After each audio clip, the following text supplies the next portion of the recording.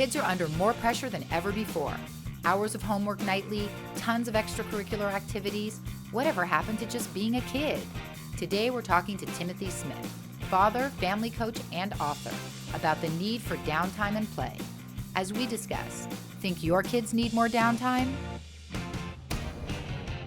I think that children are extremely overscheduled. Well, your kids aren't overscheduled, that's for sure. And yours are, that's for sure. What school activities do you think you want to do for next year? How about piano?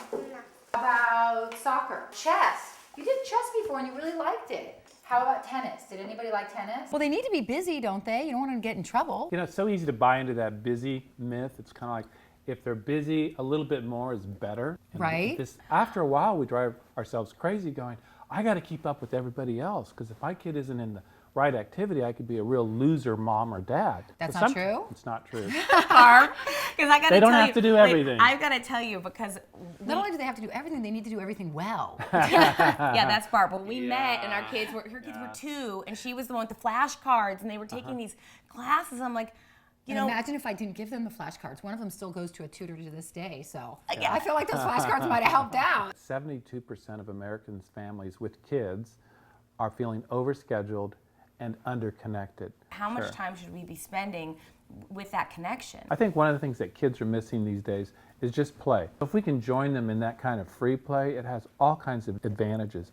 And the cool thing about it is it's quick. I'm talking 5 minutes. My husband likes to watch family shows. Would you ever do want to be on the show? No, I'm just gonna be straight famous. Oh, Yeah. there we go. That's the way I like to call it. Let's hear some karaoke, Soraya. Especially if you have conversations, and that's why I love the DVRs, because you can have opinions and you can pause and go, what'd you think about that song? Do you think it was good as the one before, or was that the right song selection? And actually, when kids offer their opinions, it makes them feel more capable. How do you kind of balance when you've got different family members going at different paces? You have them do the things that they're best at, and you kind of leverage those skills. You don't try to have them all be the same. And have you noticed the kids are not all the same? They don't come out cookie cutters.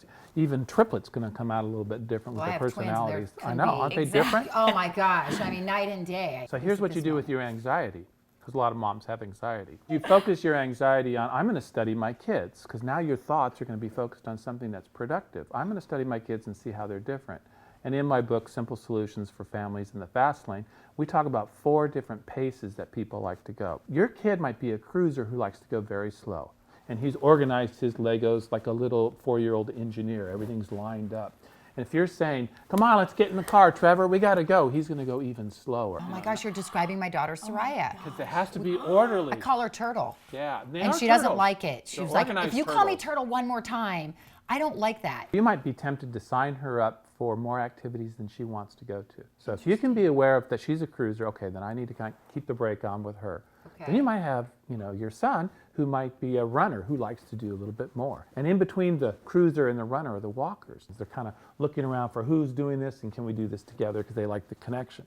Then there's the 4th type, about the people that like to go very, very fast and then they kind of just stop. We call those biathletes. I think I'm a biathlete. I think Jay's a run. You know what I mean? I can go and then I can stop. But you have to have your what stop happens if time, you go right? and you pass out? Yeah. That's What does you. that fall? Yeah, Yeah, what's that fall under? What does go and pass out? Yeah, that's overscheduled. Okay. What would happen if we actually took time, sat in a comfortable chair, and looked available, had our favorite drink, smiled at them when they entered the room, so we said, I love you and I have time for you. If we can do that, our kids are going to feel connected and loved and not rushed. What pace is right for your child? Come visit us on Facebook and find out if they're a cruiser, walker, runner, or biathlete. This episode is brought to you by Coca-Cola.